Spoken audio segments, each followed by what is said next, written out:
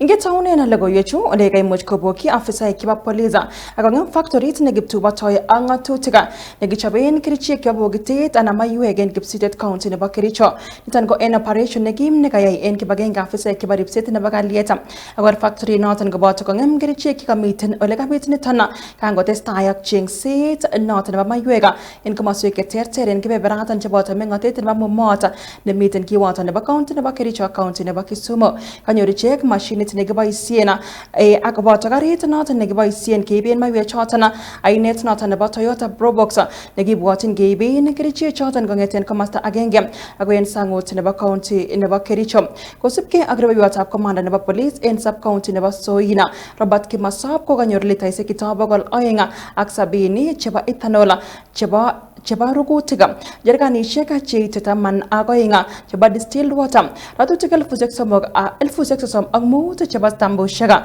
chemabo imana cheboru kobo kandidat nebo kibagenget noton neyumi aisurut en emoni noton ko KRA choton ko labels chekiboisien en chubaisiek chebo mayuega olega imuch kong'ong Kimasop kole tam kosuldoen chobet noton nebo mayuek choton ainosek keterter cheboto best smart chekimoitoen kialdo akewala kwa UDV kong'ong kole kamwe chito nekibwotyin kobo factory noton ageni nguni kokakotoige chengenyin.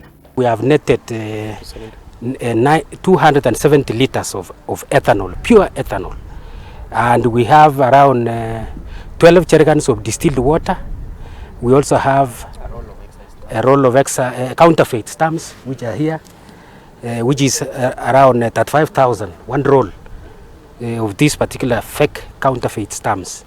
We also have boxes, or counterfeit boxes belonging to companies like Best, Smart, UDV and Qual.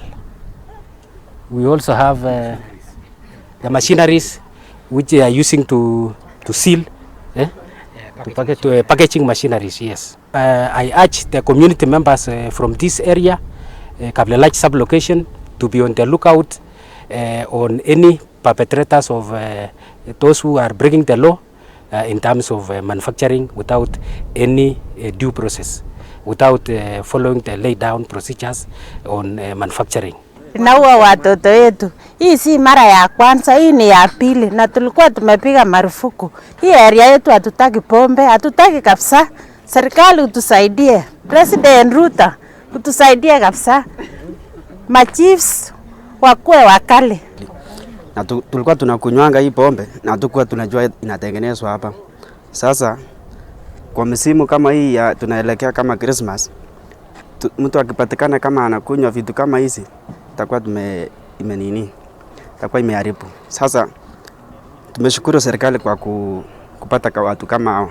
Na hatutaki kitendo kama hii iendelee tena kwa hii kijiji yetu. Sasa mtu yeyote mwenye bado anaendelea kama alikuwa na mpango kuendelea kufanya vitu kama hizi, anatuharibu kama vijana sisi. Hii pombe itaisha kwa sababu naona kama inaendelea ni kitu kama mvumo ya mvua inanyesha kila wakati. Naomba serikali kuu na serikali ya kaunti mwenye anaweza patikana na hii ususi ya kuuza hii pombe mbaya, mbona mchukulia haya hatua kali? Kwa sababu hatuwezi kukaa each and every day mapolisi wanakimbia huku na mnyinyi mko mweri muarrest huyo jamaa mumweke ndani na hata apatiwe hukumu kulingana na kitendo chake.